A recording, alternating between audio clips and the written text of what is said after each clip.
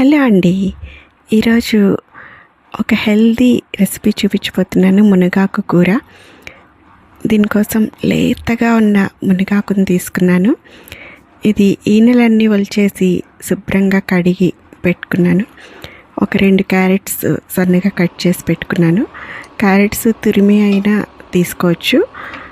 వెల్లుల్లి ఒలిచి పెట్టుకున్నాను. కొంచెం పెసరపప్పు నానబెట్టుకున్నాను. బాండీలో కొంచెం ఆయిల్ వేసి వెల్లుల్లి వేసాను. ఇప్పుడు మునగాకు కడిగి శుభ్రం చేసి పెట్టుకున్నాం కదా, ఈ మునగాకు కూడా వేసేసి బాగా కలపాలి. ఇది కొంచెం వేగగానే మనకి దగ్గరికి అవుతుంది. చిట్పటామంటూ అందులో ఉండే నీరు కొంచెం బయటకు వదులుతూ ఉంటుంది.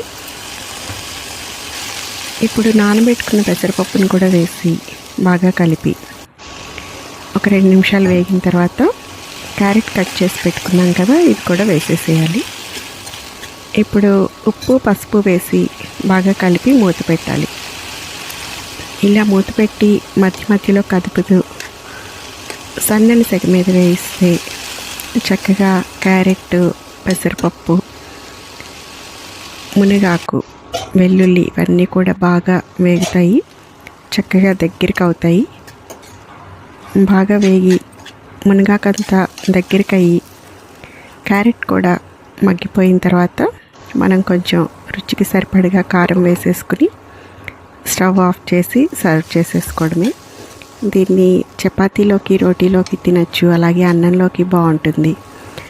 కావాలి అంటే మనం ధనియాల పౌడరు, జీలకర్ర పౌడర్ లాంటివి ఏమన్నా వేసుకోవచ్చు. లేదంటే కొంచెం కూర పొడి కానీ, గరం మసాలా కానీ ఇష్టం ఉంటే వేసుకోవచ్చు.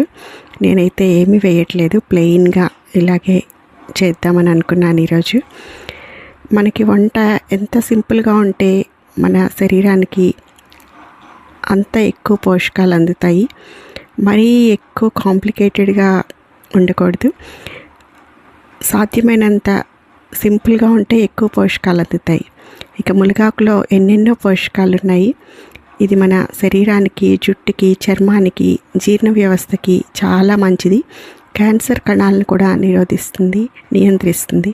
ఇలాంటి మంచి రెసిపీస్ కోసం తప్పకుండా మన ఛానల్ని సబ్స్క్రైబ్ చేయండి, లైక్ చేయండి, షేర్ చేయండి. Thank you for watching.